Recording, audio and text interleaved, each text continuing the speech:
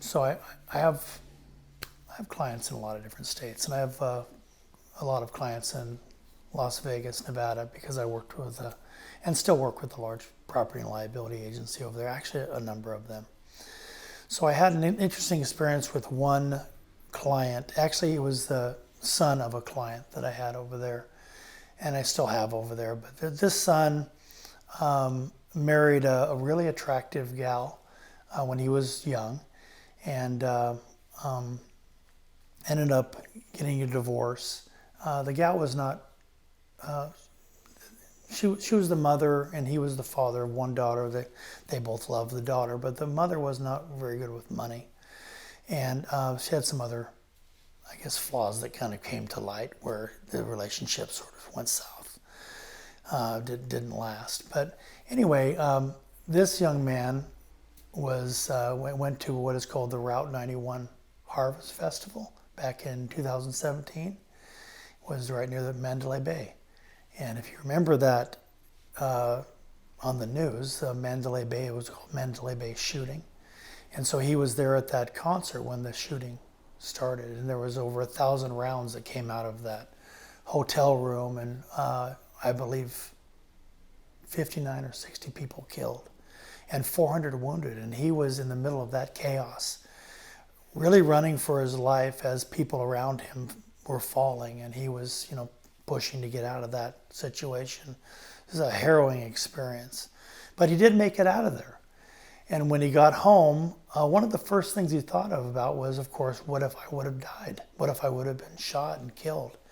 And then, of course, his mind went to his life insurance. And his life insurance was not sold to him by me. It was just some friend of his who entered the business and then left the business.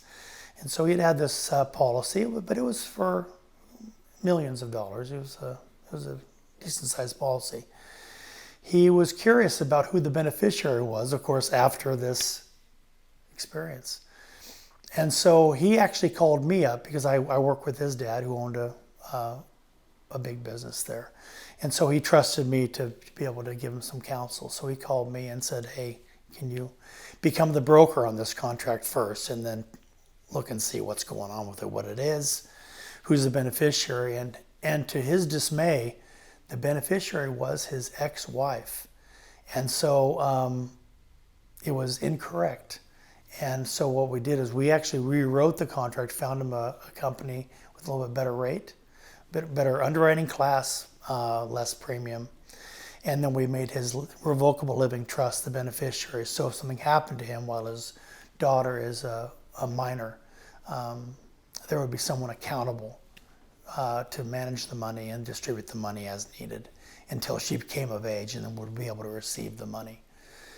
So when I think about reasons to review your contracts, it just goes back to one thing I said in a previous video, is that we don't think about our life insurance every day. I mean, if we do, you're probably a little strange. So, I mean, if you think about it, once a year when you make your premium payment, that's probably about as much as you think about it. But it is a contract to pay a benefit. And that contract to pay that benefit is operative when you die, and that benefit will be paid to the designated beneficiary. And making a change after you die is, I would say it's not even possible. I've never seen it happen, even if it was completely inaccurate and incorrect. And so having someone who is going to review those benefits with you and remind you of the reasons why you bought the policy and also the reasons you're continuing the policy and maybe even making changes to ownership or beneficiary to meet your current needs, because life is dynamic, things are changing all the time.